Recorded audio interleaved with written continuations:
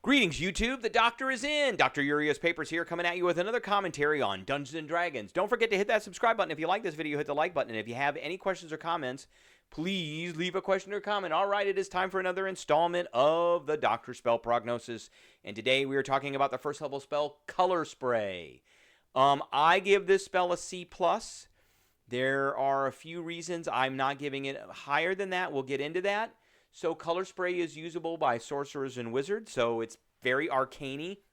Warlocks are not in here. It's of the illusion school, so that's one of the reasons why it's sorcerers and wizards. It's a first level spell. It's one action. It has a range of self 15-foot cone, which is not great.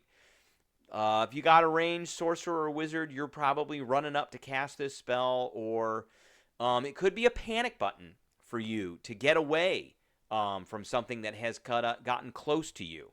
So there is that. Now, it does have limitations. It does have right and left barriers to it. It does require a verbal, somatic, and material component, which is a pinch of powder or sand that is colored yellow, red, and blue. So that can also be, because it's a material component that is doesn't cost anything. It can be used with a magical focus or arcane focus. It has a duration of 1 round, and it is a School of Illusion. There's no attack or saving throw at all for this. And then the condition is blinded. So a dazzling array of flashing colored light springs from your hand. You roll 6d10, and you total up what you rolled, and this is the total number of hit points of creatures that you affect that are in the cone, which is a 15-foot cone, which is not a big cone. And you start in the order of the current hit points. You go from lowest to highest. Each creature that is actually affected is blinded until the end of your next turn. And then you subtract. So if you on average for 6d10, you're going to roll 35. Okay? I'm sorry, 33. I believe it's 33. Is it 33? Let me verify that number again. It's the average of a D10 is 5.5.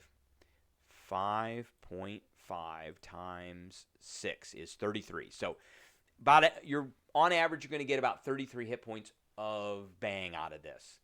And so if you got a creature that has 10 hit points, it'll be blinded, and then you'll have 23 hit points left. And if the next creature has 24 hit points, then it doesn't do anything.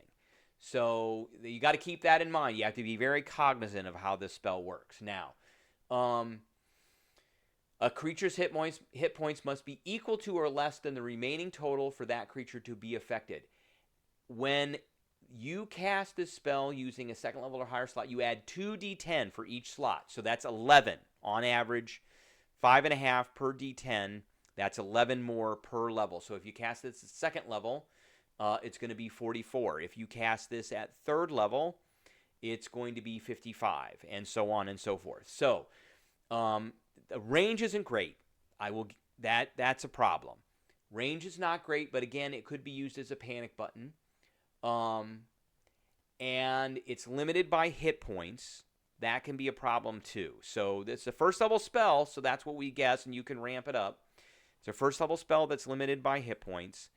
So how do you determine success? So I got a list of like CR9. So if we've got a party going up against CR9s, they're probably around 9th level, which means they could be casting 4th or 5th level spells. So if you were to slot this Color Spray at, let's say you're casting it as a 4th level spell, so you would be doing 77 hit points on average. So you'd be doing the 33 for the 6d10 plus 11 more for second, third, and fourth. I'm sorry, it would be 66.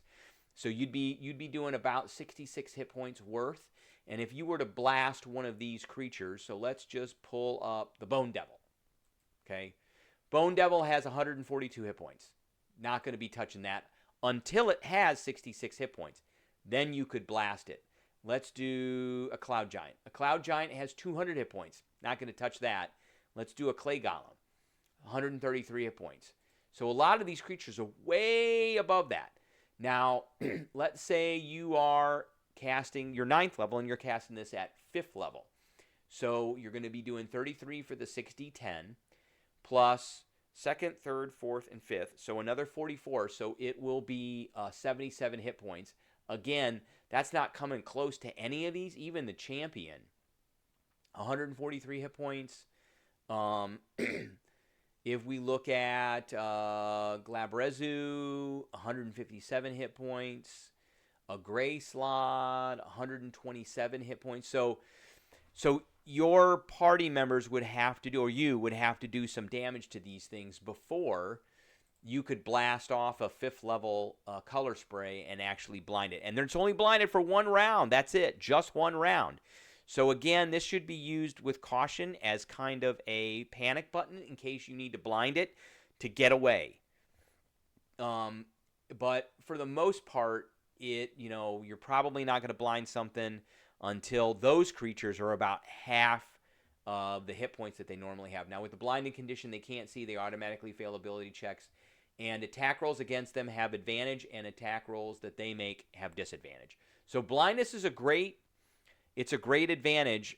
Even for 1 round, it's great. But it is only 1 round, and it's very limited on what you can do. And you have to really kind of think about how many hit points things. You got to guess how many hit points you think they have, and then how many hit points you think they got left, and whether you're going to be successful or not. Because if you got 77 hit points worth of color spray and that thing has 78 hit points, it's not going to do anything. So, all right, that's what I got for everybody today. I appreciate everybody tuning in, and I will catch everybody later.